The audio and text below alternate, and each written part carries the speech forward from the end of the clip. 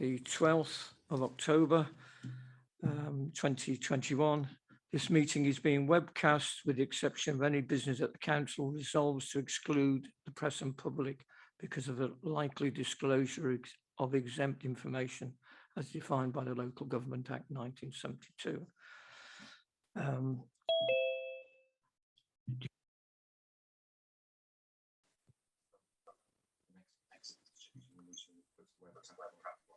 Okay. That's everything's on okay now. So we go on to apologies. Chair, we've had apologies from councillors Tina Jones, Hugh Irving, Andrew Thomas and Martin Holland. And I have apologies from Councillor Jeanette Chamberlain-Jones and Councillor Cheryl Williams. Can I give apologies for Councillor Tony Flynn, please?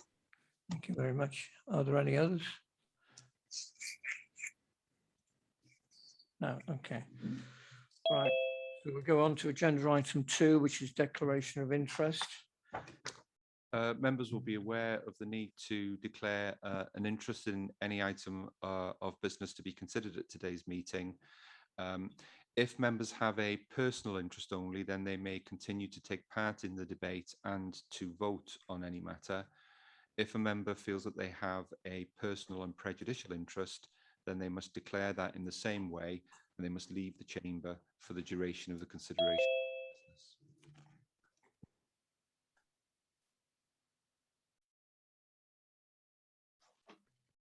In view of that, are there any declarations of interest at all?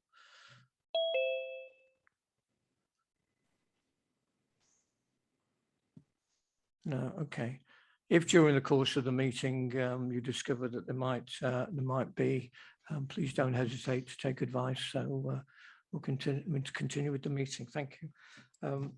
Unfortunately, my chaplain isn't here today, so we haven't got anybody to take prayers, unless there's anybody out in councils who would like to say a prayer. We'll continue with the meeting. I suggest, Chair, that we continue with the meeting. Once the meeting's opened, it's not actually lawful for us to do the prayer. Okay, so we'll continue with the meeting. Thanks. So we're on to agenda item 3, which is urgent matters agreed by the chair, and there haven't been any. So thanks for that. So we'll go on to minutes. Agenda item 4, which is minutes on pages 5 to 10. So we'll go through those from that. It's the minutes from the 7th of Tuesday, the 7th of September 2021, page 7,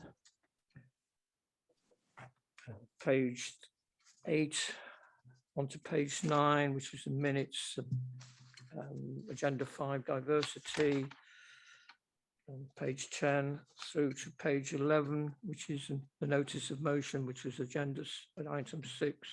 And agenda item 7, which is a county council forward work programme. The meeting concluded at 11:36. Are there any matters arising from the minutes from the last meeting, please?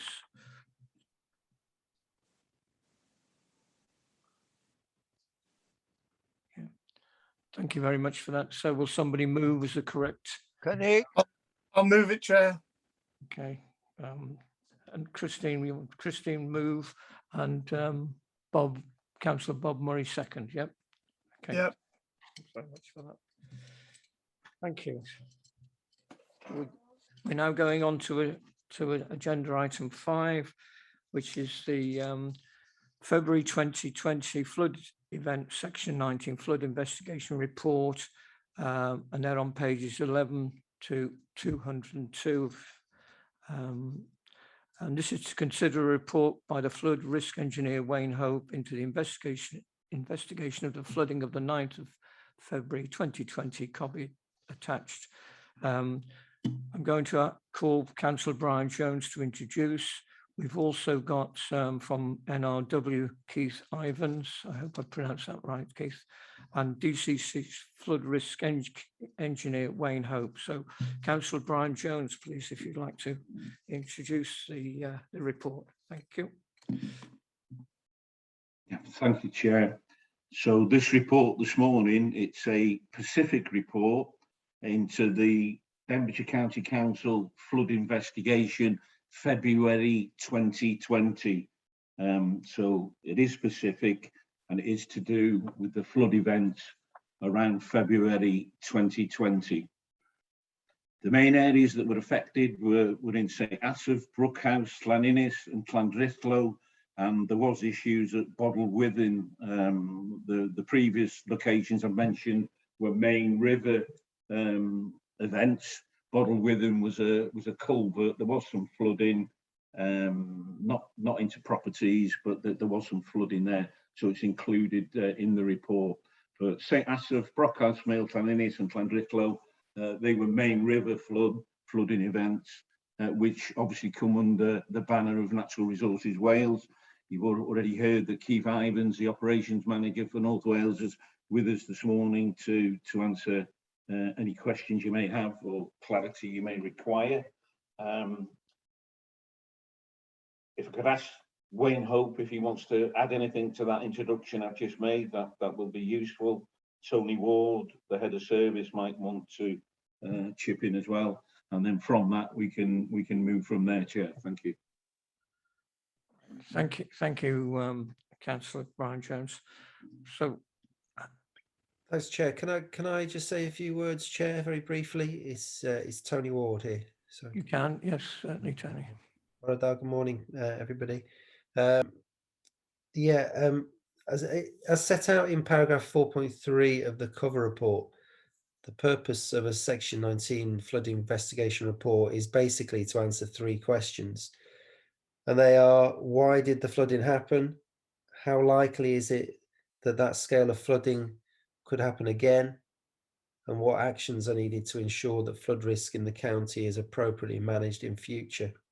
So what this Section 19 report looks to do is answer those 3 questions for each of those areas where flooding to property occurred in February 2020. As Brian highlighted already, those areas that were looked at were St Asaph, Brookhouse in Denby, Llaninnis, Llandrillo and Bodelwyddan. And there's a summary of recommendations on pages 27 to 29 of the pack. But that's all really I wanted to highlight. And myself, Wayne and Keith from NRW are obviously here to answer questions and to add to the debate today. So that's all I had to say. Thank you. Okay. Before we get into further discussion, does anybody from officers want to add anything to what has already been said so far? Comment on the report?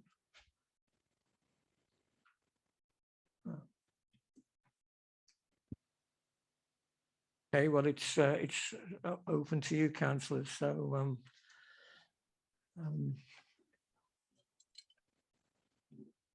Councillor Merrick Lloyd-Davies, please. Diolch yn fawr iawn, Mr Cadeirydd, a mae'n ddrwg gynnau dipyn o drith i roi. Tudalen 415, crynodeb ydi o. Paragraph ola, the main communities affected by the storms are going to be St Asaph, Denby. Nace, Llanelwy a Wigfair, cymeriadog. Da chi'n gadael hwnnw allan bob tro, a mi gafwyd problemau difrifol i bobl yn yr ardal yna, gyda y tai yn gorlifo, wrach am y 3rd tro yn mywyd y cyngor yma. Felly dwi'n meddwl bod eisiau tynnu sylw at hynny. Dwi'n gwybod bod Llanelwy'n fwy ac yn cael gwaith wedi'i wneud, ond mae'r adroddiad yn anghofio yn llwyr am y cefn gwlad. Mae'n ambell i sôn amdano fo yma gacw. Da chi'n sôn hefyd am yr afon bach o Glasgoed sydd yn dod allan ac yn gorlifo yn Llanelwy. Ond mae ai drwy'r adroddiad o Sky, dwi wedi trio bod yn ofalus i edrych beth sydd yma. 6.1 ar tudalen 23. NRW provide advice on property level protection, property level resistance, measures for... Ond dyn nhw'n gwneud dim I helpu'r bobl yna I gadw'r dŵr allan, ond rhyw bethau bach a mae'r dŵr yn dod I mewn beth bynnag. Mae wigfair ardal yna, Pont yr Allt Goch hefyd, wedi cael llifogydd difrifol, ac yn nes I fyny'r afon hefyd. Wedyn, da ni'n troi I tudalen 26. It is unlikely that form of flood defence could be cost effective to defend small number of isolated properties. Wel, am lanas. Be di ots? Da chi ddim am edrych ar ôl bobl bach? Bobl sy'n gafod methu cael insurans oherwydd y llifogydd? Dwi'n meddwl ddyle bod bobl yma fel arbenigwyr yn rhoi cymorth i'r dyn bach, i'r treth dalwr lleol yng nghefn gwlad sydd yn garfod ymladd I drwsio I dŷ, unwaith mae'r insurans wedi gwrthod, a maen nhw'n edrych am bob math esgusion I beidio talu. Felly dwi'n meddwl bod hwnne yn deg o gwbl. Hefyd ar tudalen 27, o dan Llanelwy, 1.2, work with the landowners around Afon Elwy to maintain the flood risk management asset. Wel, dwi'n meddwl bod nhw ar amaethwyr yn cydweld rhan amla. Dydyn nhw ddim yn gymorth mawr iddyn nhw chwaith. Wedyn, da ni'n dod I tudalen 28, 5.1. Review the published flood map data for Wigfair Isa community. Wel, o'n I bai bod chi'n gofyn i'r bobl yma beth sy'n digwydd yn lleol, oherwydd mae 'na ffos y felin yn Wigfair Isa, a mae honno'n llawn. Mae'n dal I redeg. Ond da ni'n I weld yn cymryd llawer o sylw o hynny chwaith. Hefyd, tudalen 35 yn yr adroddiad, wel, tudalen 5 gyn y bobl y dŵr, felly. 3.2, river level and flow data. Ail paragraff. Unfortunately, the level gauge at St Asaph failed and missed the peak. Wel, dyna chi ardderchog ynde. A be maen nhw wedi wneud ynglyn â hynny ebyn wan ta beth? Diolch yn deud. Tudalen 61. Pen y tudalen 11 yn yr adroddiad swyddogol. A number of small communities and isolated properties are located adjacent to the Elwy channel along much of the middle and upper reaches. Larger communities Llametalhuan ac yn y blaen. And St Asaph are located in the mid and lower sections. Wel ia, da chi byth yn sôn am y lle rhan amla. Mae Wigfair, Bont Newydd, Pont y Ddôl yn cael trafferthion bob tro, ond da chi medru mynd heibio heini yn addas iawn. A wedyn, chwarae teg, mae yna lun ar tudalen 63 yn dangos Pont yr Allt Goch, sef, mae'n deud, plac on Laundry Cottage St Asaph, Wanace. Wigfair cymeriadog ydi o. Mae o wrth Pont yr Allt Goch. A mae hwnna'n dangos llifogydd sydd wedi digwydd i'r tŷ yna ar hyd y blynyddoedd, ond dydy'r cwmni afonu gwneud dim i'w cynorthwyo nhw. Wedyn, da ni'n dod I tudalen 64, 14. Multiple incidents of high level on the Elwy have been observed since 2012. Notably in December 15, when the Elwy inundated this floodplain around Lower Denby Road section, sef Wigfair, Pont yr Allt Goch, ac I fyny am Bont Newydd ac yn y blaen. Ond da ni'n mynd deud hynny, cadw at yr enw Llanelwy yn bob man os ellwch chi'n de. A wedyn mae'n deud yn ben y tudalen 65. However, details are limited and observations were not fully substantiated during post-event investigations. Pam? Ydych chi, dyn nhw'n holi bobl. Dyn nhw'n holi bobl sydd wedi cael llifogydd. Disgwyl iddyn nhw gwyno. Ma nhw. A mae bobl ma'n gwyno ac a dim cymorth wrth reswm. A wedyn, da ni ar tudalen 67 eto. Lower Denby Road. Wel, pam ddechrau chi Wigfair a Pont yr Allt Goch, dydwch, I wneud pethau'n glir. Tudalen 69. The River Elwy at Lower Denby Road, figure 9. Flood warning covers the area of Elwy, from Chapel Wood ac yn y blaen. Yn fanna. A da ni sôn o'r diwedd am wigfair, Pont yr Allgoch a Lower Denby Road. Ond gawson nhw ddim gwybod unwaith am y llifogydd o'n digwydd yn Llanelwy. Ac iddyn nhw hefyd heb wybod. Wedyn da ni'n troi tudalen 70. Mae gennych chi flood warning area of River Elwy Lower Denby Road. Wel, tyn y coed. Heb ddangos afonig bach sydd yn dod lawr a dan y 5381. A mae honno yn tueddu i lifog gallu drost Pen Ucharo Fawr, neu Maes Elwy, neu beth, dwi'n cofio'r enw Saesneg arno fo. Mae ddrwg gael gymryd eich amser chi, Mr Cadeirydd, ond dwi'n meddwl bod hwn yn adroddiad gwallus mewn llawer o le, a mae angen tynnu sylw ato fo. Mae nhw'n tynnu sylw ar tudalen 105, ia? Dwi'n meddwl dydy'r ffigurau, ia, 105. Yr ail paragraff, Glasgow Stream started to back up and eventually split out on the left bank onto Glasgow Road. Be da chi'n ddisgwyl? Os da chi'n cau ceg afon, hefo'r falf yma da chi wedi roi, mae'n siŵr y godi yn diwedd, achos di dŵr ddim yn sefyll yn ôl, nag di. Felly, be di'ch ateb chi hynny? Dwi'n gwybod, sydd ddim bach sydd wedi gwneud hwnna, rheswm. Ond ges i byth ateb pan nes i ofyn petai hynny'n digwydd, be oedd yr ateb. A wedyn, da ni'n dod i tudalen 111, wigfair isa. A dim sôn am y ffos y felin, sy'n rhedeg o'r afon Elwy. Ond e gyfle yn fanna i dynnu sylw at y ffos.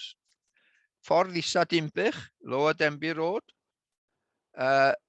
Mae'n rhyw gamddealltwriaeth o fama, impacting property varied degrees, a wedyn mae'n mynd i ddeud, after the 2012 event, a small bund was constructed around the south of Pen Ucharo. Wel, mae'n ddau Pen Ucharo, Pen Ucharo Fawr, Pen Ucharo Bach. Pa un? Diolch yn glir. Mae eisiau bod yn glir hollol lle maen nhw, ar y fath ar y cynllun, sy'n ar tudalen 114. Mae'n dangos llun y fanna a mae eisiau bod yn glir lle da chi'n sôn amdano fo. A wedyn, da ni'n troi Chapel Wood Community. Ac Pont yr Allgoch, wrth esw. Mae eisiau tynnu sylw at hwnnw. The Road Bridge, mae'n alw. A dyn Glan Llyn. Mae'n cael pyn bach o mensh o fama. Ond mae'n broblemau yn does, ddim yn ddigon clir. A pam na fo'n, mae'n deud o fama, Dol Belleder was not visited after the flood, but it is possible that the property was impacted by high river levels, as the property is shown in the flood map on. Pam da chi'n holi? Pam da rhaid neb ofyn i Landmark Trust? Nes i ffonio nhw ddoe, a ges i'r ateb. Dda'r dŵr ddod i mewn i dros 6 modfedd o ddŵr, a mae'n olyniau o'r mwd ar y llawr y tŷ. Pam ydy'r gwaith ddim yn cael ei wneud yn drwadl i'r bobl sy'n byw yn cefn gwlad? Da ni'n mynd hir rwan, Mr Cadeirydd, da ni bron wedi dod i ben. Yes, we have got quite a few speakers, so if you can be... Well, it's a big report, Mr Chair, together. and if you want somebody to talk about it, this is the time. Diolch yn fawr. Thanks. On page 142, 4.1, model the effect of non-return flap operation water levels. Wel, mae eisiau gwneud dipyn bach mwy yn does na jyst edrych ar y flap, a mae eisiau adroddiad hollol llawn i weld sut ydych chi'n mynd i gadw'r dŵr yn ôl. Wedyn ar 6.1, pam os mae angen cymorth i gadw tai rhag ei boddi? Pam na newch chi gynorthwyo? Ddim y chi, mae'r sir yn methu, ond mae gen yr awdurdod afonydd ac yn y blaen, NRW mae gen nhw, a mae eisiau nhw gael pres o'r llywodraeth i wneud rhywbeth ynglyn â fo. 7.1, pam ddim glanhau'r afon weithiau i gael dymder i'r dŵr redeg. Maen nhw'n gwrtho gwneud hyn bob tro. Da ni wedi godio yn y pwyllgor yn Llanelwy y tro cynt gawson ni lifogydd. A maen nhw'n rhoi bob math esgusion. Os da chi hefo ffos, da chi wastad yn glanhau allan. A os ydych chi edrych ar 151, dychwch ar uchder y dŵr o dan y bont newydd yn Llanelwy i'r camp. Mae'n dangos bod yr hen bont yn rhy isel o bell ffordd. Diolch yn fawr iawn am eich amynedd, Mr Cadeirydd. Thank you very much, Councillor. Right, I'll call Councillor Rachel Flynn, please.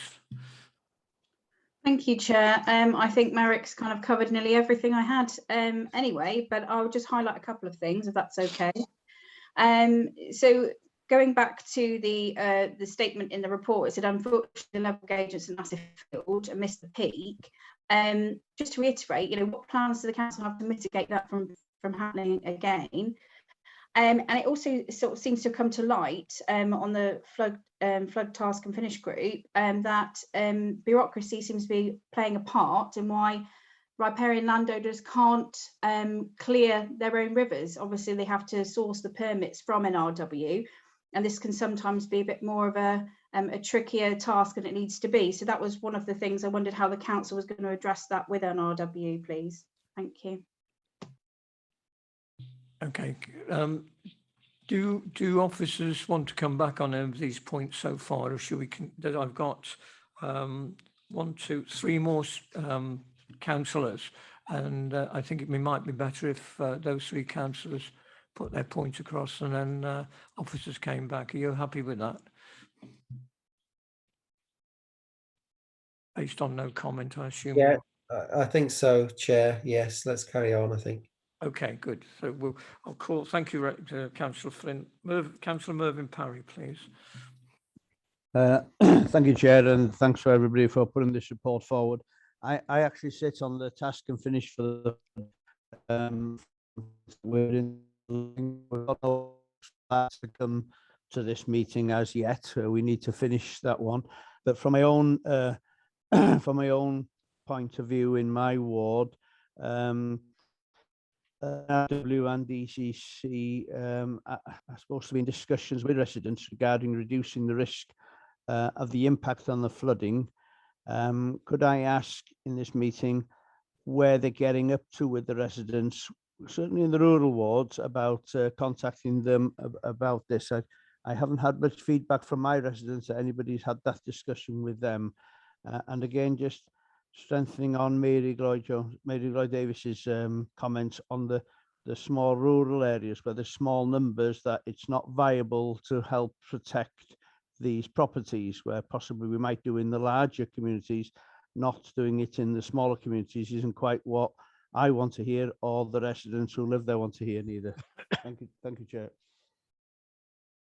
Thank you very much. Councillor Peter Scott seems to have disappeared at the moment. Okay, so I don't know whether Peter's got any technical problem or whether he's left the meeting just at the moment. So I'll call Councillor Arwell Roberts, and then if Peter comes back, then we can add him on. Thank you. Diolch yn fawr, Mr Cadeirydd. Diolch i bawb sydd wedi cynnal yr adroddiad yma. Dwi wedi cael yn synnu braidd nad ydy ffyddlan ddim yn cael i'r cyfn mae'r anelwi yn mynd i mewn i afon Clwyd, a da ni wedi cael llifogydd hefyd yn ystod yr cyfnodau cafodd Llanelwy lifogydd. Mae yna 2 wedi cael ei effeithio. A dwi yn diolch i Cyfoeth Naturiol Cymru am y gwaith maen nhw wedi gwneud, yn wedi gar Pont Robin yn ddiweddar. Gofyn yn garedig i mi ydw i, os ydy'r dŵr yn mynd mewn i'r elwi ar gymaint o gryfder, mae o'n siŵr a effeithio ar yr afon Clwyd sydd yn mynd lawr trwy'r Irlan i lawr am yr Rhyl. Felly, oes na berygl, os ydy Keith yn gallu ateb hwnna, bod pethau'n mynd i waethygu yn ward Rhydlan ac i lawr am y Rhyl. Dyna yr un cwestiwn i. Diolch i chi, Mr Cadeirydd. Diolch yn fawr iawn. Thank you, Councillor. Thank you for being so concise. Peter Scott, I missed you out because you disappeared off the screen, but I'll bring you back in now if you want to make your points. Are you happy with that? Yeah, thank you, Chair. And I'm sorry, my signal dropped out. It started raining in St Asaph and it always puts things backwards for some reason for me out here.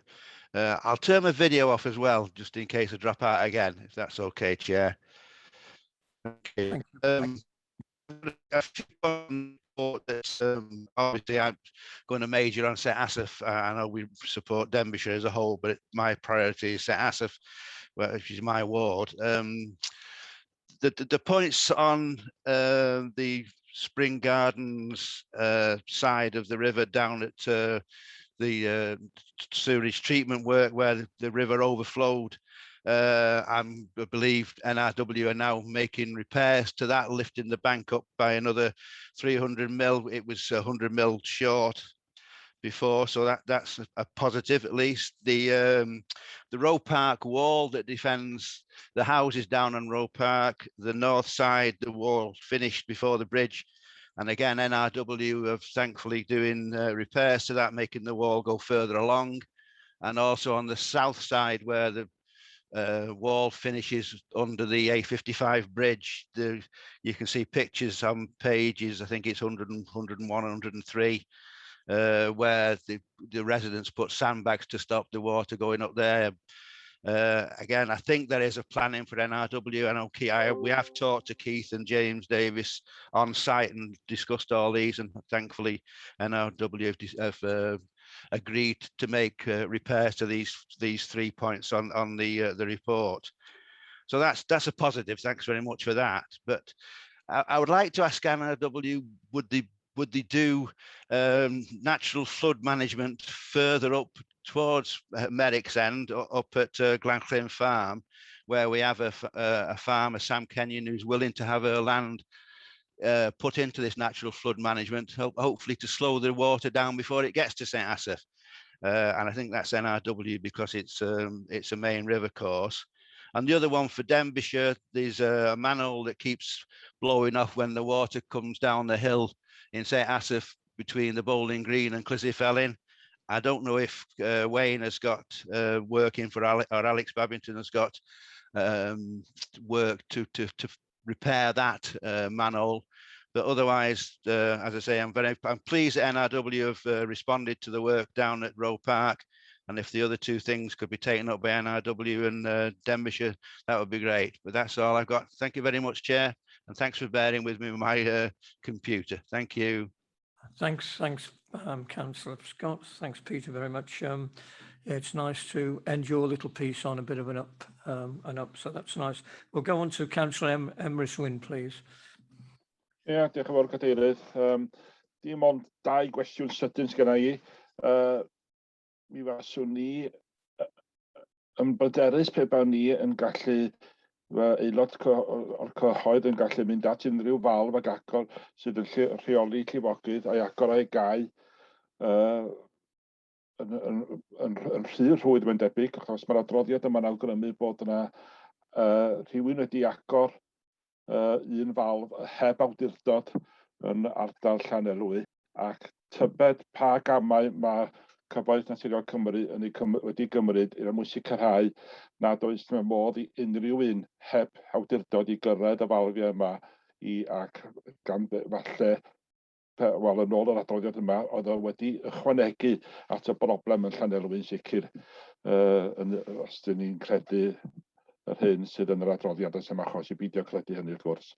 A hefyd, dwi'n meddwl bod Peter Scott i sôn eisoes, mae'n ymddangos bod un o'r gwarchodfeydd rhag y dŵr wedi adeiladu yn is na hyn oedd ei fod, ac rhyfedd o fydd bod hynny wedi digwydd a bod hynny wedi cael ei basio gan beth bynnag oedd yn arolygu'r gwaith wedi iddo gael ei wneud, achos mae'n debyg hynny hefyd wedi caniatáu i dŵr redeg dros y bynd.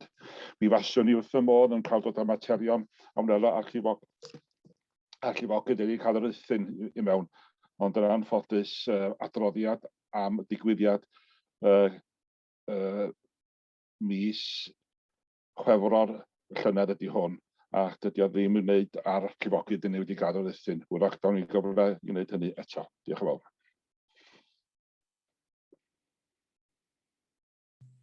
Thank you, Emrys.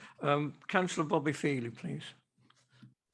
Thanks, Mr. Chair. Emrys has more or less said what I was going to say, but I just thought it was worth mentioning that, as you will all know, or most of you will know, a year later, there was a substantial flooding event in Ruthin in the vicinity of Caeddol, Mill Street, Clwyd Street, and I am assured by Wayne Hope that this will also be subject to a report in the near future. Thank you, Councillor Feely. Okay, so there's quite a lot of content here from councillors. So would officers like to start making a response or responses, please? Who's going to speak first?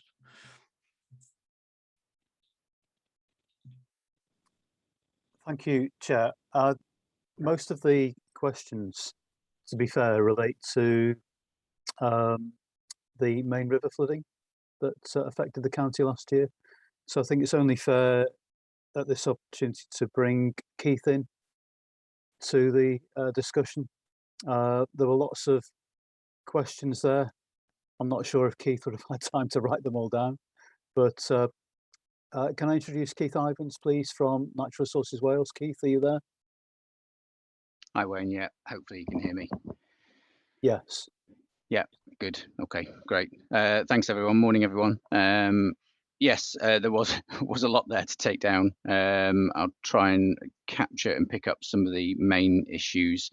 I think if I start with if I start with St Asaph, that might be straightforward enough to answer a number of questions that have been raised. So the event we saw obviously back in 2012 was of a certain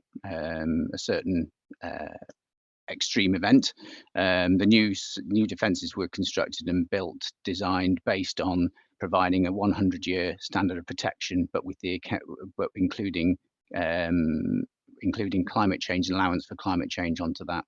So that effectively provides a 1 in a 200-year standard of protection as of today to the community. What we saw, the event analysis in some of the event analysis, as you see, I think it's Appendix B that's been included in the papers, is a hydrological analysis of what we saw during Storm Ciara. Storm Ciara was estimated to be in the region of 100 and 250 and to 1 in 300-year event in terms of flow and peak level. So in terms of some of the questions being raised around, I think one of the questions there was raised around why did the defence overtop in a particular area in St Asaph. The defence was designed to a certain height, and that height was to protect against 1 in 200-year event. But there is an allowance for freeboard on top of that, which is picks up any errors associated with the design, the standard, the surveying, the uncertainty around some of the hydrological analysis that goes into that. They're inherent sort of as part of that design process. We did immediately after the event, we did query why there was the overtopping in one particular location. We've had extensive discussions with the designers. We've had extensive modelling, post-event modelling carried out with the designers to understand what happened in that location. And we've resolved that with the designers, which has led to the works that were carried out or are being carried out, just being finished off at the moment in St Asaph. So I think the message here is that, you know, the community of St Asaph has a very good standard of protection. It protected 370 properties that would have flooded otherwise, and there is a it was the event that we saw in Storm Ciara was in excess of the design standard, or the standard that defence was designed to protect against. So we can't protect against all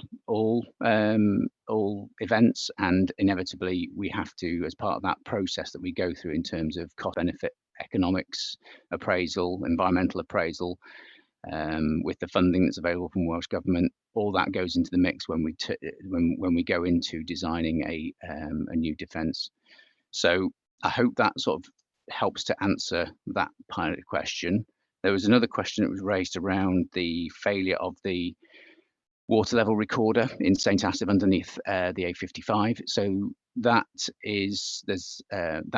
did fail at the top end. So it's the type of equipment there installed there is something called a pressure transducer, and they are set with an upper and lower limit. And what happened was it exceeded the upper limit of the pressure transducer. That has now been replaced. Well, that is still in place, but an additional downward facing ultrasonic level sensor is actually situated on the new Spring Gardens Bridge. So that's been replaced, and we've got an additional sensor there that allows us to monitor water levels if we need to, and that also feeds into the flood forecasting model that we have for the LWI. I'm just going through some of the other queries here. Yeah, the issue around protection of rural communities and WIGVIA around Lower Denby Road, that area. That area was, as part of the St Asaph scheme, it was looked at to see whether some of the properties along that area could be included into the scheme. At that point, it was decided that it wasn't possible to include those. It would make the scheme uneconomical, and we couldn't take that forward. So a number of the properties there were offered and provided with property level protection. There's a question mark around one of the recommendations with a question around reviewing the flood map outlines in those areas. Over the last 12 months, 18 months, we've been working, Welsh Government have been working with to update and review and replace the old flood maps that are available. And a new flood map called Flood Risk Assessment Wales was released earlier this year, which looks at all flooding from surface water, river flooding, non-main river flooding, all in one location. And that piece of work was completed earlier this year. So we haven't, up until this point, we haven't reviewed those outlines in any great detail because this other piece of work has been, was running to very tight deadlines set by Welsh Government for us to deliver this replaced flood map.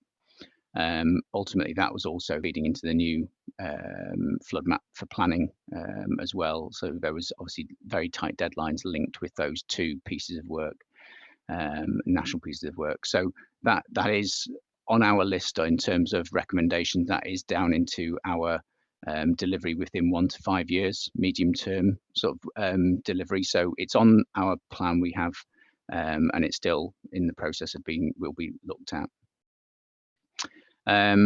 Property level protection, I think, was raised around.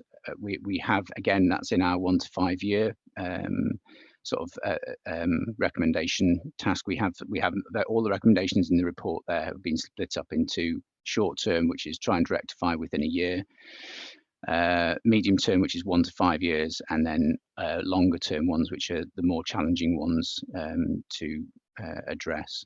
I think there's some the property level protection. We have a pilot that we're running in Llanfair TH that we're going to try and look and see how that works.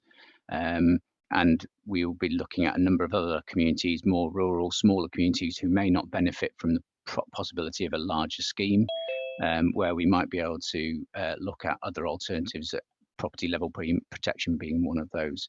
Inevitably, it is always difficult in smaller, more rural communities to achieve the cost benefit to address and design a sort of a scheme, a larger scheme, which is why we have to look at other options as well. And unfortunately, the way national prioritisation across even North Wales takes place, we do look at trying to achieve the greatest level of protection or greatest number of protection for the greatest number of properties as we can.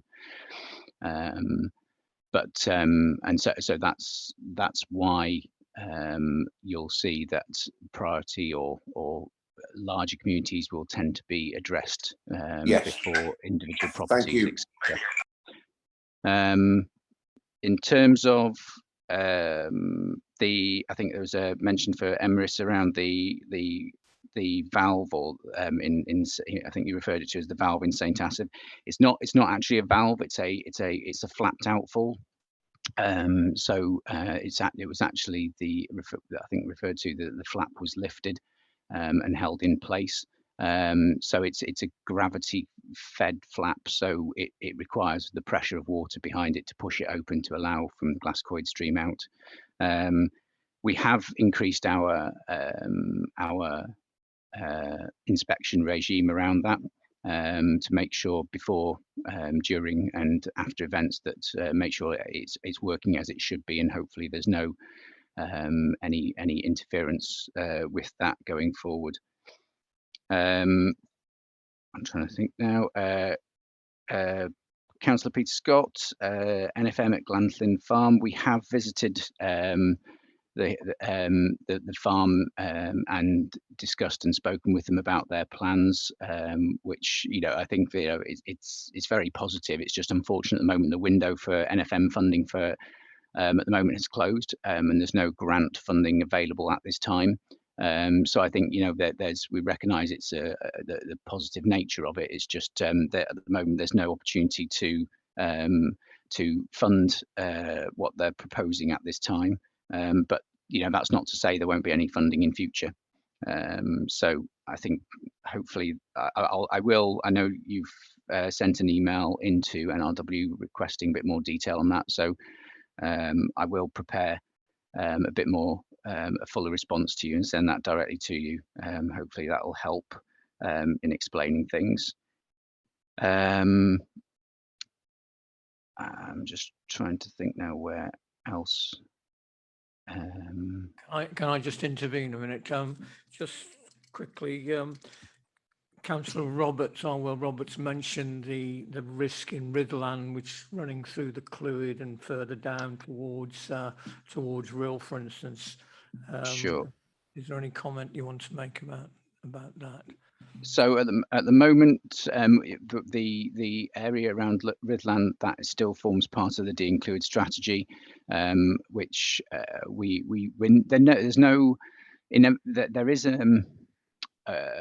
is the risk, I suppose, an increasing risk in light of climate change. I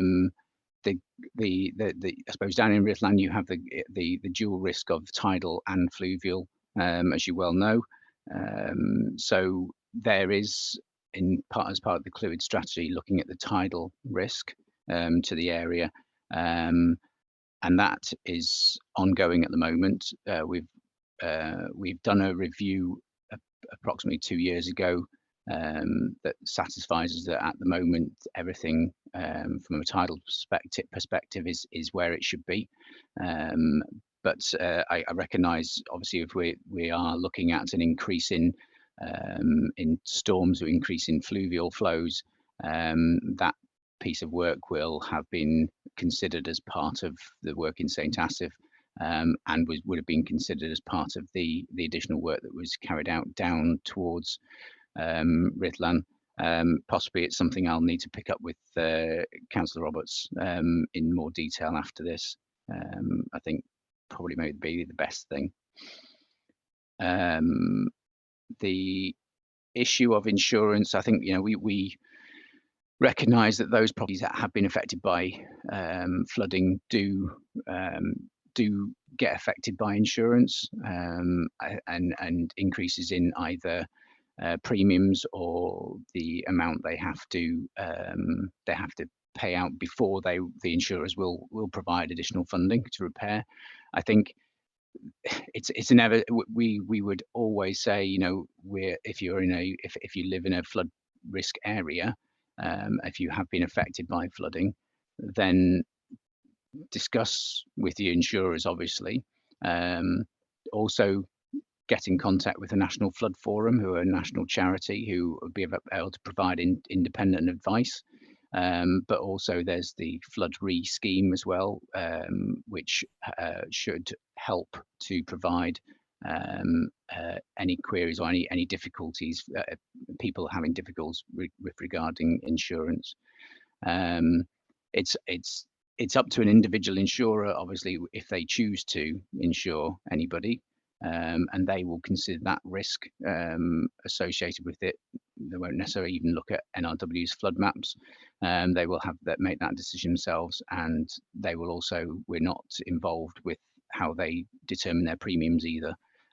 So yes, it can be very difficult for people and challenging for people, but I think that's probably something out of our control, in all honesty.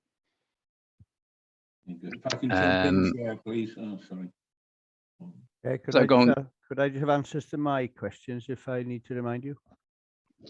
Clanninis, Keith. Clanninis from Councillor Mervyn Parry, which is specific to the report. It is in the report. The event at Clanninis.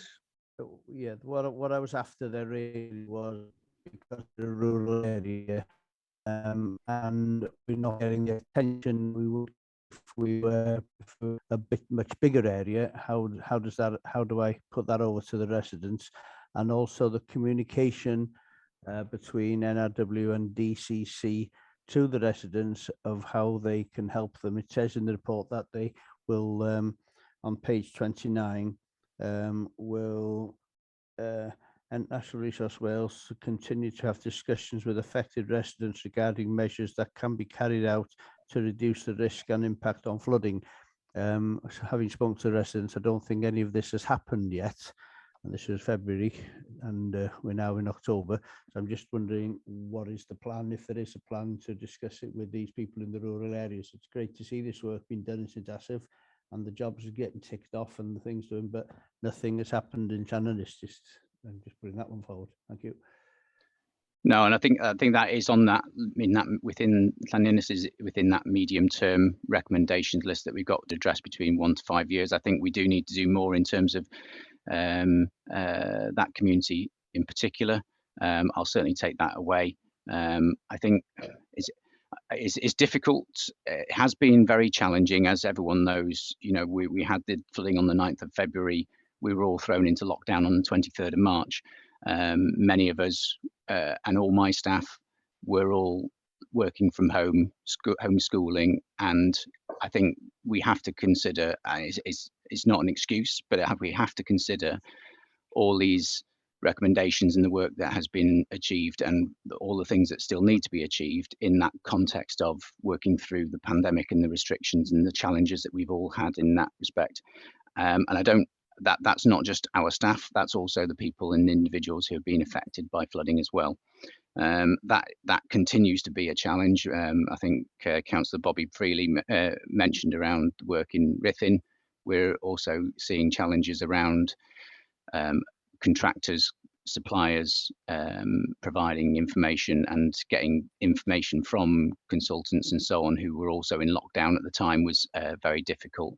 Getting surveyors out onto site was also very, very difficult.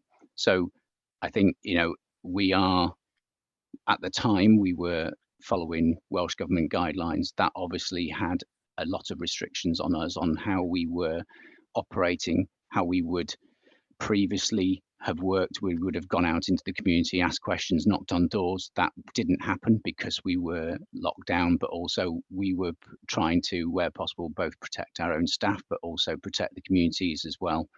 So we've all had to learn how to do things slightly differently, and we're all having to operate in a different way.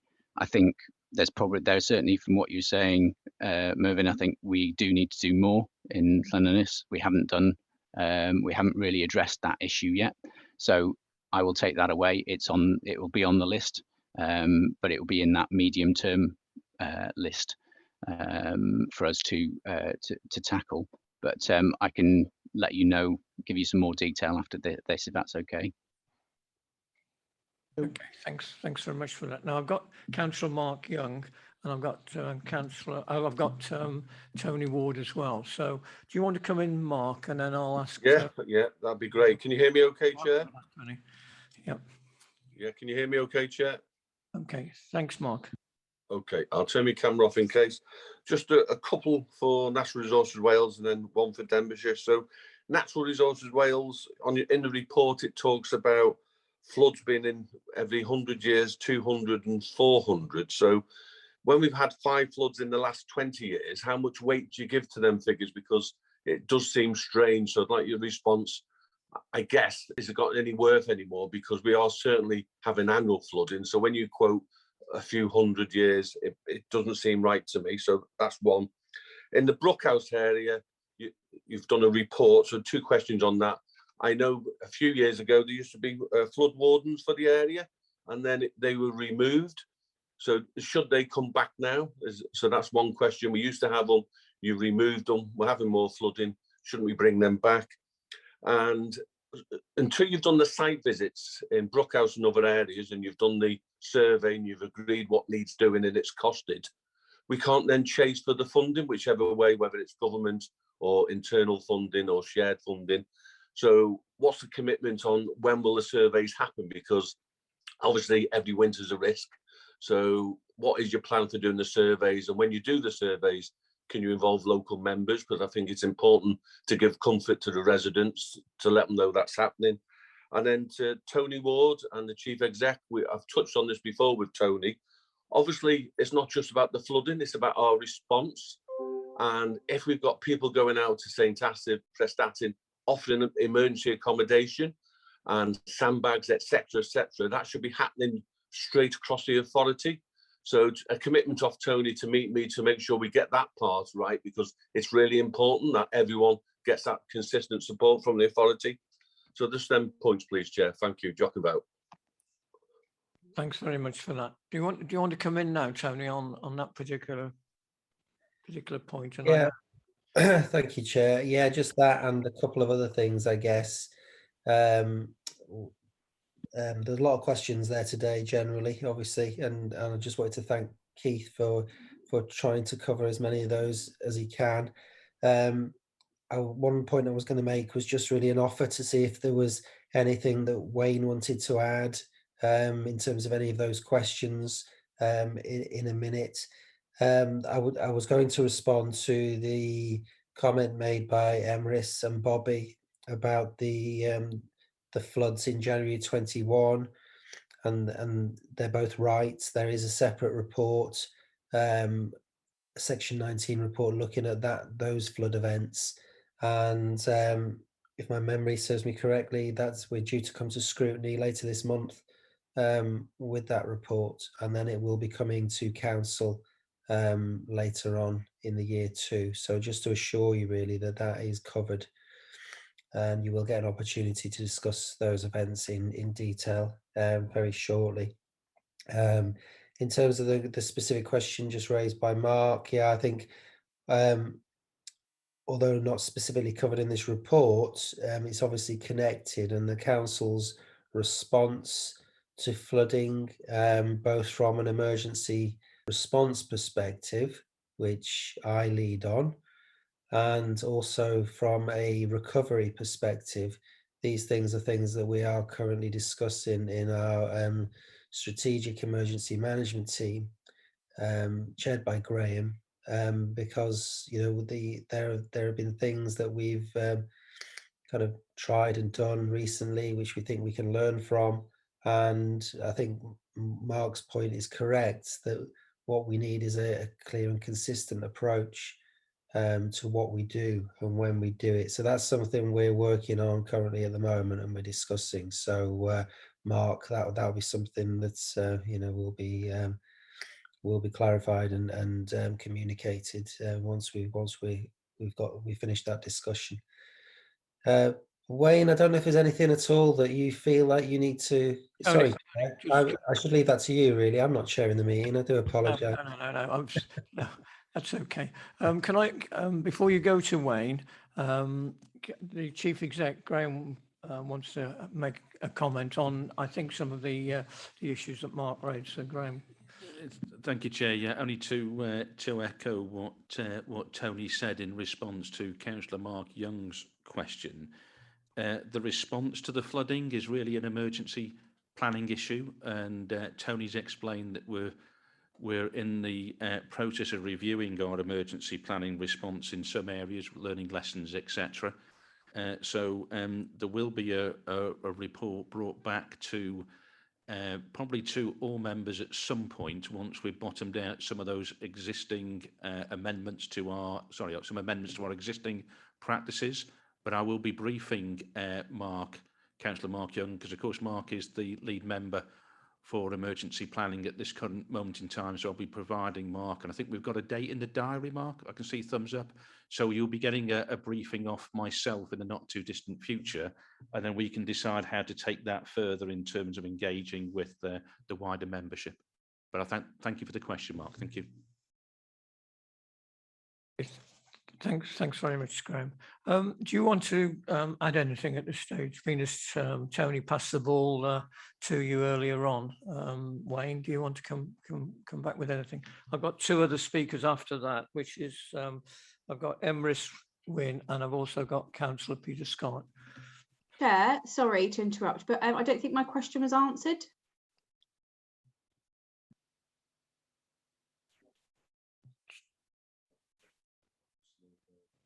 Perfect, yeah, okay. Chair, would you like me to offer some thoughts on that? I think, Rachel, just looking at my notes, I think the point you made was around bureaucracy in terms of well, I suppose this is really something that that Keith might want to come back on, because your comment was about bureaucracy with NRW in terms of riparian landowners and getting permits to do work. This is something that's been discussed in the Task and Finish group that's been set up, chaired by Councillor Hugh Williams, so he may also want to make a comment on that. And there was quite a lengthy discussion about that, and I think so commitment to providing additional information or further discussions, Keith, or simplifying the communications around that process, if you like. But probably better, Chair, if Keith and or Councillor Hugh Williams comments on that, if that's okay. Yeah, I can come in, Chair, if you. Do you want to come in, Keith, on that issue? Yeah, sure. So yeah, flood risk activity permits. So flood risk activity permits are there for any works on the main river or within either anything that goes within a certain, I think it's about 7 meters of the river bank, any structure that needs to go over or under the main river requires an flood risk activity permit to determine whether or not any activity is being carried out, what impact it has on flood risk elsewhere, but also in terms of the it considers actually the environmental impact in terms of impact on fisheries, biodiversity, ecology, geomorphology, etc. of the channel and of the river system. So there is a process that a permit that needs to be applied for to do that, and if anybody wants to be working in main rivers, then they would need to come to NRW for that. If they were working in a non-main river, then that would be issued through the local authority. So that there is a discussion, I think probably a lengthy discussion that's had around one of my team leaders, Ryan Knowles, who's on the Task and Finish group, looking at options in sharing, and I think it is a bone of contention in terms of the process that needs to go through, but it is a legal process that has to be followed. And it may be that it's a conversation on the phone, and depends on the scale of the works that's being proposed by the landowner in terms of what actually they need to, what evidence or what information they need to provide for that permit to be issued. So I think there's nothing, it is really a case by case sort of process, but it is a legal process that has to be followed. Okay, thanks very much. Are you happy with that response, Rachel? Yes, thank you, Chair. Thank you. Covers all you wanted to know. Okay. Chair, there was a couple of questions on mine just outstanding, please. And the main one, we used to have flood wardens in these areas which are flooded. They've been removed. Should we get them back? And what's the plan on surveys? Because we can't move on till the surveys talked about have been completed. So what's the time frame on them approximately, please? Them two. Okay. If I pick that up, so you did mention around statistical stuff around floods as well, the sort of 100, 200, etc. So it is it's a misleading, it can be a misleading terminology, and we need to remind ourselves around that and how it's used. So a 1 in 100 year event effectively is in terms of, think of the national lottery, you have a 1% chance of it happening in any 1 year. So it's just a statistical terminology. So a 200-year event has a 0.5% chance of it happening in any 1 year. So it's not to say it's another 100 years we won't see that. So there is always a chance chance of it happening in any year. What we are seeing is that with climate change, some of those what the frequency at which these events, these larger events, are happening, do seem to be shorter between each event. So whereas we might have seen one of these events in sort of have 5, 6, 7, 8 years, even more between these sort of scale events, they're becoming more frequent, or this is what it feels like and it appears to be happening. But and understandably, you know, climate emergency that's ongoing, we may well see that frequency happening more and more. So we do need to understand that and prepare people for that. In terms of Brookhouse is a very difficult one, because I think we did have, you're right, we did have wardens there previously. It relies on individuals being willing to be a flood warden, and I think at the time I think we lost some flood wardens, some weren't necessarily willing to carry on or moved away from the area. It's something I can certainly pick up and have a discussion with my warning informing team, and we can approach the residents there and see if it's something that they would like to be interested in picking up and establishing again. That's certainly something I can take away. I think just interesting, Brookhouse is an interesting site, because I think we've looked at a number of surveys and over the years, because they have a relatively long history of flooding to some of the cottages. We've looked at property level protection has been provided, and there's always probably the age of the properties, the way they were constructed, the location they're constructed. There always seems to be water finding its way, whether it be under the floors, through gravels, etc. That so it's going to be a difficult one to crack that one, I think. You just remind me of the last question. Sorry. No, you've covered it. That's fine. And just a site meeting with yourself and me. And around the surveys. Yeah. Okay, no problem. Okay, thanks for that. Do you want to come back on anything, Wayne, at this point? I've got two other speakers. I've got Emma Swin and Councillor Peter Scott. If you've got something to add prior to that, then come in and just add. Yeah, thanks for the opportunity, Chair. Nothing to add specifically, but just to reiterate that the report into the floods that happened this January will be going to community scrutiny on the 21st of October. So that flood investigation report will be published soon, and just for members to keep an eye open for that. It is a little bit of history repeating itself, I suppose. Some of the same locations were flooded this year as were flooded last year, and that report will also come to council in December. So there'll be another opportunity to discuss flooding across the county. There are a lot more locations that weren't main rivers flooded this year compared with last year, so it was a different type of storm. The other thing I wanted to mention as well is that there's a report I'll be taking to the same scrutiny meeting regarding Rilcut and Prestatyn Gutter. Now they weren't a source of flooding in February last year, but there's always a clear and present danger there. So yeah, just to make members aware of those two reports that will be in the public domain quite soon. Thank you. Okay, thanks, Wayne. Councillor Emrys Gwynn and then Councillor Peter Scott, please. Yeah, I got my hand up as well. So.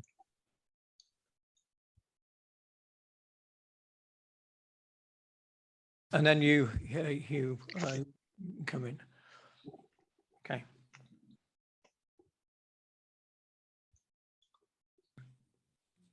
Are you there, Emrys? Okay. Peter, do you want to come in? Yeah, certainly, Chair. Thank you. It's just a matter of listening to Mark Young talking. The fact I forgot to mention that we walked around Clissyvelin with Mark in St Asaph, and the Denbighshire Council now has got waterproof air brick in Clissyvelin. They've put waterproof systems to the doors and have a store of sandbags in Clissyvelin that the Denbighshire will come out and place if we have trouble again with water down there. So again, that's a thank you to Denbighshire, really.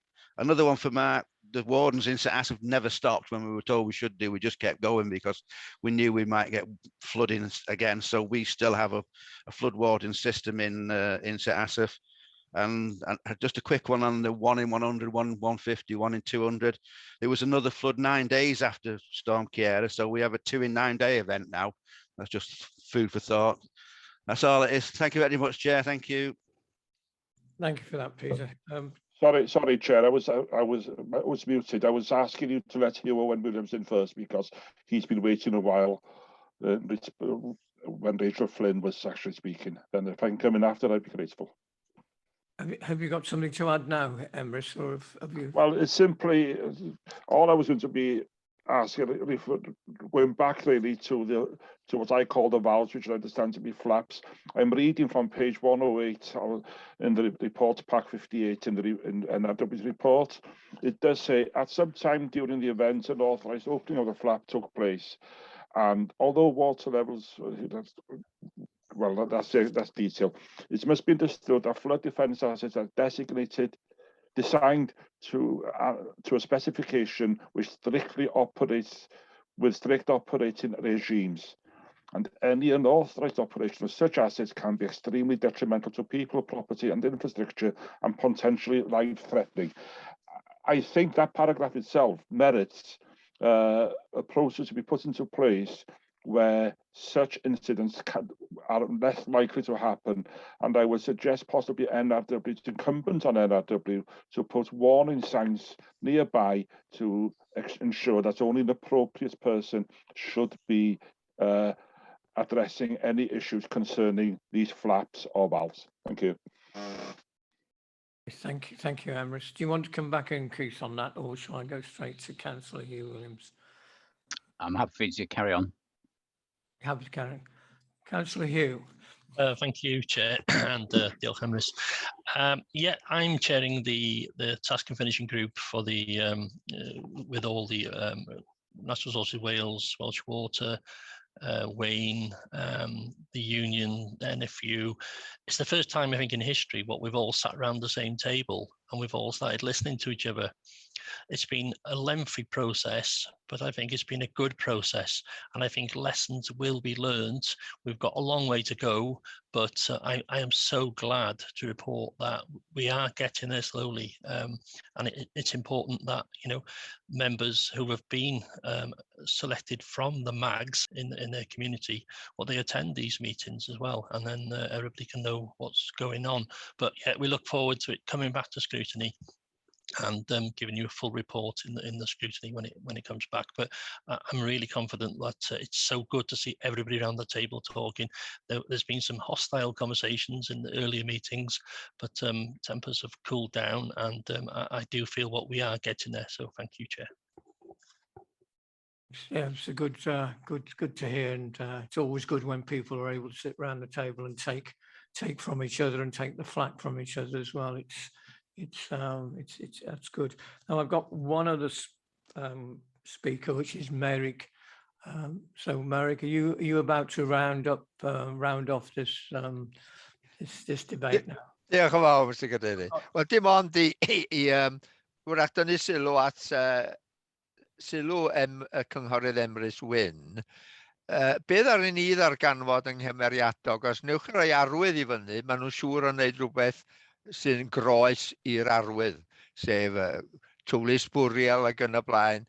Maen nhw'n mwy tebyg, ydych chi'n tynnu sylw wedyn at y broblem, a mi allai fod yn fwy o broblem nag oedd o cynt. Ond mae fy neir arbenigwyr, Keith Evans ynglyn â beth sydd eisiau ei wneud y fanno.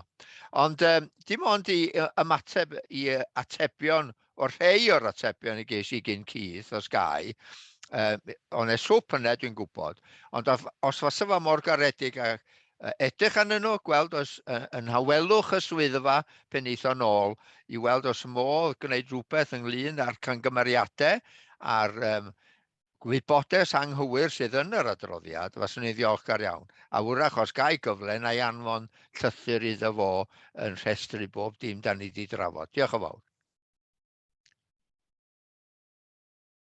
Thank you, Merrick. I think that would be very, very useful. I've got one final speaker, which is Councillor Christine Marston. Thank you, Chair.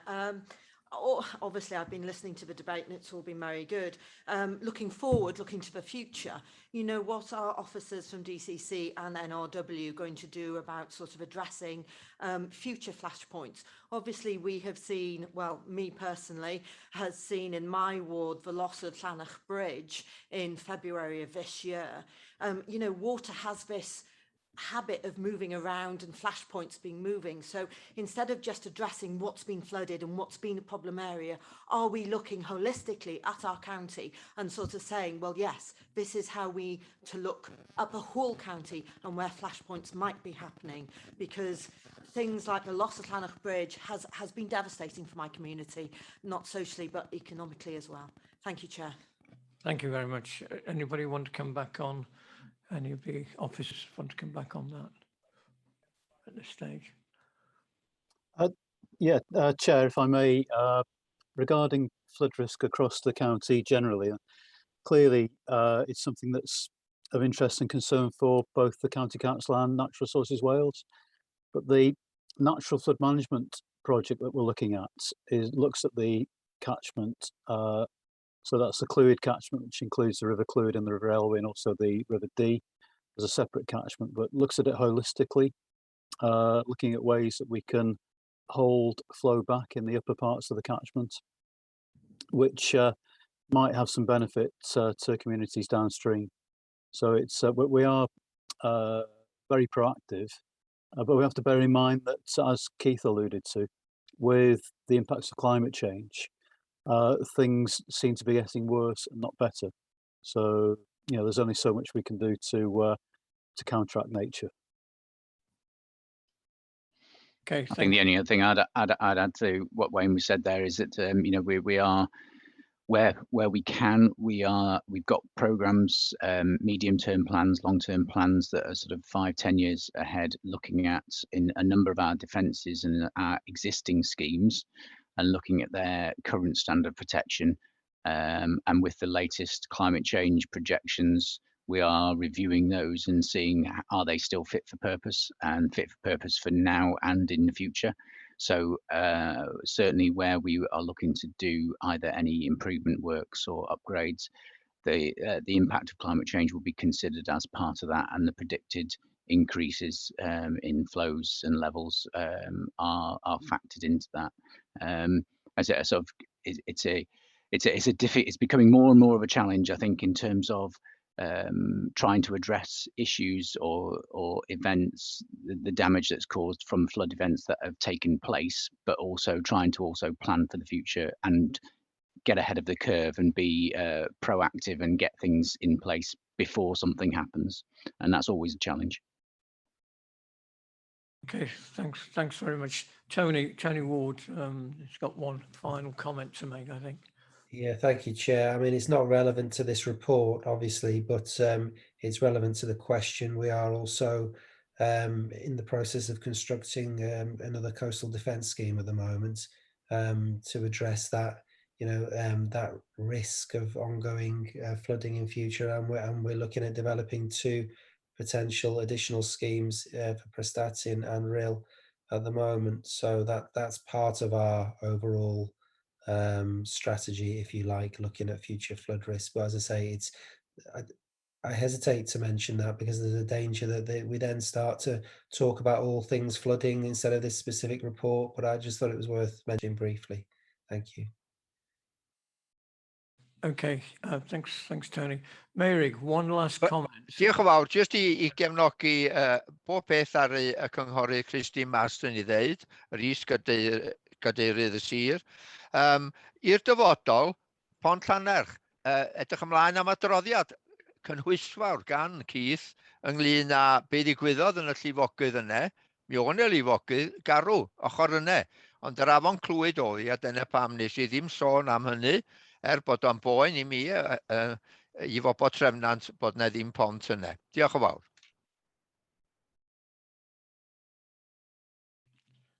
Okay, thanks very much. Can I just thank everybody for the discussion, the debate? It's been very, very useful.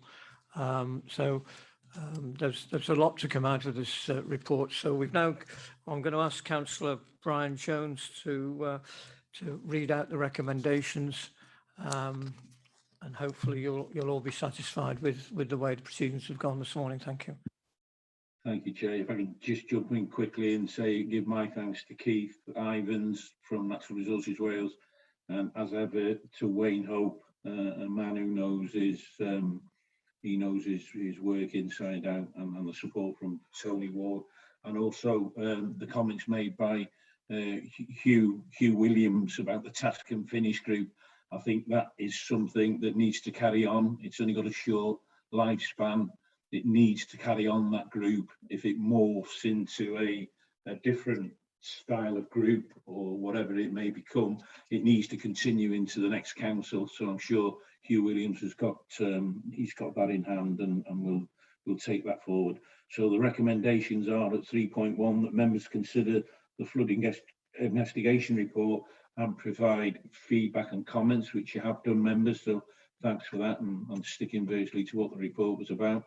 And 3.2, that the council seeks assurances from Natural Resources Wales that the recommendations identified in Natural Resources Wales flood investigation reports will be carried out. And I know as the first line of attack on that, Mr. Hope will be there on that front line with Keith and his team at Natural Resources Wales. Thank you, Chair. Okay, thanks very much, Councillor Jones. So that you've heard the recommendations. So we need a seconder for that. I'll second, Chair, if you want, Peter Scott. Thank you, Peter, very much. Everybody, I presume everybody will be in favour of this report, and so we won't take a vote. We're just considering the discussion that's gone. Everybody's in favour of the report and the recommendations being taken forward. Thank you, councillors, very much. Thank you. We're going to go straight on. I think we've to the agenda item 5. If I can find my glasses. 6. Sorry, couldn't find my glasses. Which is a notion of motion put forward by Councillor Paul Pennington. So, Councillor Pennington, if you would like to put your motion forward, please. Yes, thanks, Chair. Can I just point out this is a motion on behalf of the Plaid Cymru Group. I'm just the deliverer of the message, as it were. There's a very brief preamble. Don't worry, I won't keep you here for long, because I'm sure you all know there's a significant care crisis at the moment. There are currently around 120,000 social care vacancies across the UK, which equates to around 8% of the total workforce needed. Under the post-Brexit point-based immigration system introduced in January this year, most social care workers do not qualify as skilled workers, and so international candidates are excluded from applying for those vacancies. Pre-Brexit, European nationals made up 5.9% of our social care workforce. Whilst there are a number of reasons care staff are in short supply, for example, low pay, long hours, the significant pressure of working through the pandemic, Brexit is clearly the most significant. The motion, therefore, is, in order to reduce staff shortages and to ensure our most frail and vulnerable citizens are properly cared for, this council writes to the UK government asking that social care workers are urgently designated as skilled workers so they meet the entry requirements of the post-Brexit points-based immigration system introduced in January 2021. Thank you. Thank you very much, Councillor. Do we have a seconder for the motion, please?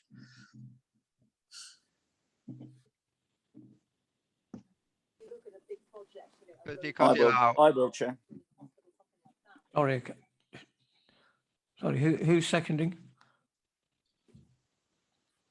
Here. Mary, are you seconding that motion? Yeah. Okay, thanks very much indeed. Yeah. Bobby, you want to Yes. want response, please? Yes, please. Thank you, Mr. Chair. And thanks to Paul and, as he points out, the Plaid Cymru group, although I just think of it as you, but I'm sure it is the whole group. Thank you for bringing this notice of motion, which highlights the current alarming shortage of social care workers. The legislation you refer to is yet one more obstacle to add to the difficulties of recruiting and retaining social care staff at this time, not just here in Denbighshire, but across Wales. In answering, I'm going to take this opportunity to have what I might call a bit of a rant and say that I am absolutely enraged that governments in both Westminster and Wales have allowed this to happen. I personally am sick to death of hearing about how valuable the social care workforce is and how they deserve more pay and better conditions when nothing is really done to put this right. I must say I empathise with Greta Thunberg when she referred to there being too much talk and a lack of action, and she referred to blah, blah, blah rather than action. It is absolutely outrageous that social care workers are not designated as skilled workers and as a consequence do not meet the entry requirements of the post-Brexit points-based immigration system introduced in January 2021, referred to in your notice of motion. However, although I agree wholeheartedly with your sentiments, Paul, and Plaid Cymru, in terms of actions, you are a year or two behind in putting this forward. Although I am pleased this motion has given me the opportunity to inform members about the hard work that has gone on in the background as soon as we learned of the government's intention. DCC officers, cabinet members, as far back as 2019, were engaged in discussions with Welsh Government and the Home Office on this very same point. Through the Welsh Local Government Association and the Association of Director of Social Services, Cymru, we contributed to and endorsed the Welsh NHS Confederation policy response to the UK's government's future skills-based immigration system, the White Paper, which was in September 2019. The report highlighted that the new laws would have a negative impact on the social care workforce, which was already experiencing serious shortages and difficulties in recruiting new staff. I would be happy to share this report with all the members following full council today. In addition, our own Director of Social Services, Nicola Stubbins, in her role as President of the Association of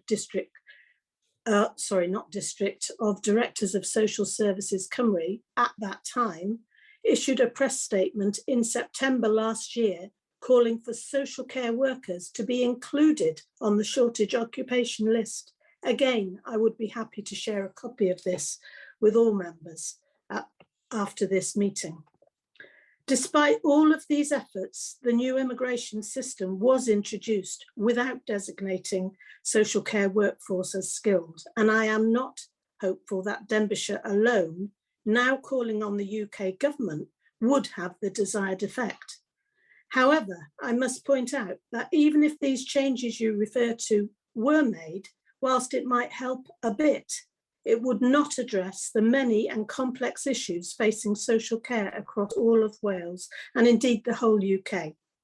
I would like to give you my assurance that DCC, through officers and members, are working with Welsh Government and Westminster on the bigger issue of how we have a social care system which is dignified and sustainable and acknowledges the valuable role of all those who work in the sector. That's my answer. Thank you, Plaid Cymru Group and Paul Pennington. Thanks very much. Thanks very much. Can I ask Alan Hughes to make a comment, please? In my professional life, I work in the care sector. All are struggling to recruit. A few of them are starting to offer more money. Even so, it will take time to recruit and train workers. It can take up to 2 months sometimes. There is a care crisis right now that needs addressing urgently. And care staff who work with learning disabilities, emotional behaviour difficulties, mental health, they're a special breed and we need to look after them, not burn them out with overwork. Thank you. Thank you very much, Councillor. Councillor Glenn Swingler, please. Yeah, thank you. Thank you very much for that, Bobby. Much appreciated. Yeah, the work that some of our own staff in DCC have done has saved the system from crashing completely. You know, it's been fantastic how members of our own council have gone on to, you know, to do this work, and I thank them really from the bottom of my heart for that. This is we are talking here about the most vulnerable people in society. It's not just a social care problem, it is a social problem. And I urge everybody to support this motion, please. Okay, thank you. Thank you. Yes, I'll reiterate what Bobby has said. Thanks for that, Bobby, in the statement. And it might be good to actually, for your offer of sending out the communiques to councillors, that might bring things. I'll certainly do that following this meeting, Mr. Chair. Thank you. Okay, thank you. Is there anybody else who wants to make any comments before we go to a vote? Can I come back, Chair? I can't find the button to put my hand up there. You can, Paul. As I said, I agree entirely what Bobby said and other members who've spoken. I do think there's a point, however, of our popping our heads above the parapets publicly, acknowledging there's a care crisis that can only be addressed in the short term by Westminster action to allow people in to do these jobs. I will quote Bobby and Greta Thunberg, otherwise we're at risk of being blah, blah, blah. We're talking about the crisis and doing very little about it. I know that Boris Johnson is unlikely to write back and say, you're right, Paul, I'll do what you suggest. But I do think we need to sometimes say what we think publicly and let people know. To quote Randall P. McMurphy, at least we tried. Thank you. Thank you. Right. Okay. So nobody else wants to make any comment or add to the discussion. Thanks very much. Well, I'm if you want me to come back, Mr. Chair, you know, as you rightly say, Paul, it's not going to do any harm. But the reason, you know, I said what I said in terms of writing is that we have tried with every single organisation across the whole of Wales, including NHS, and got no response. But I know I don't want to, you know, crush any hopes at all. But I feel writing as a single council now, 2 years after the event, is probably too late. And I do believe we did absolutely everything it was possible in terms of the lobbying powers we've got to try and get this legislation altered. But I certainly don't think there's any harm in trying, as you say. So, you know, I'm happy to, if this is what everybody wants, you know, it won't do any harm, even if it won't do any good. Can I request a recorded vote on this, Chair? Sorry, you want to record your vote. Before we do that, Councillor Rhys-Thomas wants to come in, please. Oh, thank you, Chair. Very briefly, I hear everything that Bobby has said. We know our officers have worked very, very hard, and this motion is supporting everything that that you have done, Bobby, as lead member, and it's supporting everything that the officers. It's not a criticism of anything that's happened, but as was being said, at least we can feel that we tried to do something even at this late date. So thank you, Chair. Thank you, Bobby. I don't know whether Nicola's there. Do you want to come in, Nicola? I think you covered it, Bobby, as the lead member very well, Diolch. Okay, we've had a request for a recorded vote, so I'm going to bring Gary in to explain the mathematics of all of that. So please, Gary. Thank you, Chair. Yes, I think Councillor Pennington's asked for a recorded vote. I think under the standing orders, we need 1/7 of the members who were present at the meeting to confirm that they're happy for there to be a recorded vote. We have 31 members currently attending.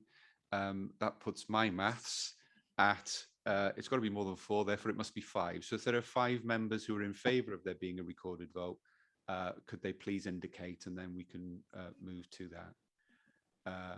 1, 2, 3, 4, 5, 6. Yeah, we're over the threshold, so there's a recorded vote. So just to remind members that I will read out a register, and I will ask members to indicate whether they are for or obliged, or against an erbyn, or abstain a matal. I'll go through the register. Apologies, I can't see everybody, so if I do read somebody's name out who's not here, I'll take a long pause as confirmation of their absence. So just to remind members, the notice of motion is, as set out on the agenda, in order to reduce staff shortages and to ensure our most frail and vulnerable citizens are properly cared for, this council UK government asking that social care workers are urgently designated workers so they meet the entry requirements of the post-Brexit points-based immigration system introduced in January 2021. So I'll now go through the register and ask each member to indicate which way they would vote. Councillor Brian Blakely. For. Councillor Joan Butterfield. For. I believe I recall Councillor Chamberlain-Jones is absent. Councillor Ellie Chard. For. Cynghorydd Ann Davis. For. Councillor Gareth Davis. It's not here. Cynghorydd Mary Lloyd Davis. Obliged. Cynghorydd Hugh Evans. Obliged. Councillor Peter Evans. Not here. Councillor Bobby Feely. For. Councillor Tony Flynn is absent. Councillor Rachel Flynn. I think has left the meeting. Cynghorydd Hugh Hilditch Roberts. For. Councillor Martin Holland's given his apologies. Cynghorydd Alan Hughes. For. Councillor Hugh Irving is absent. Councillor Alan James. For. Councillor Brian Jones. For. Councillor Tina Jones is absent. Councillor Pat Jones. For. Cynghorydd Gwyneth Kensler. Obliged. Cynghorydd Geraint Lloyd Williams. Not present. Councillor Richard Maynon. Oh, Bobby, write your letter. Councillor Christine Marston. For. Councillor Barry Mellor. For. Councillor Melvin Mile. For. Councillor Bob Murray. For. Cynghorydd Mervyn Parry. Obliged. Councillor Paul Penlington. For. Councillor Peter Prendergast. For. Cynghorydd Arwel Roberts. Obliged. Councillor Anton Sampson. Not here. Councillor Peter Scott. For. Councillor Glenn Swingler. For. Councillor Tony Thomas. For. Councillor Andrew Thomas is not here. Cynghorydd Rhys Thomas. Obliged. Councillor Julian Thompson Hill. For. Councillor Graham Timms. For. Councillor Joe Welsh. Is he here? Councillor Joe Welsh.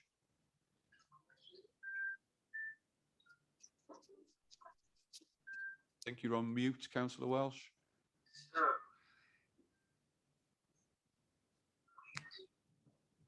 Okay, I'll come back to Councillor Welsh. Councillor Cheryl Williams is not here. Councillor David G. Williams. O blaid. Cynghorydd Errol Williams. Okay, not here. Cynghorydd Hugh Williams. Not here. Cynghorydd Emrys Wyn. O blaid. Councillor Mark Young. For. I'll just double check with Councillor Joe Welsh.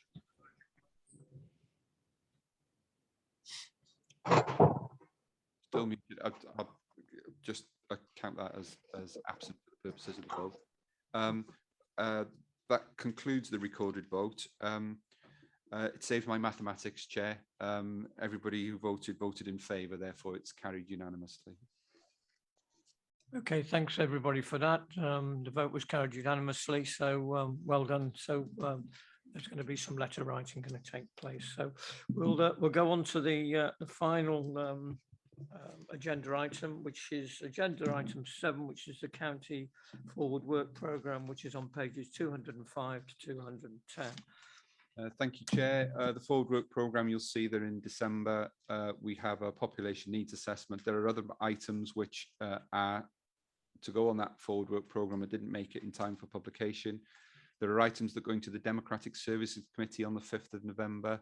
So they will include a report back on the Younger People's Champion, which was an item at the last council, a report in respect of the Diversity and Democracy Action Plan, and a report in respect of the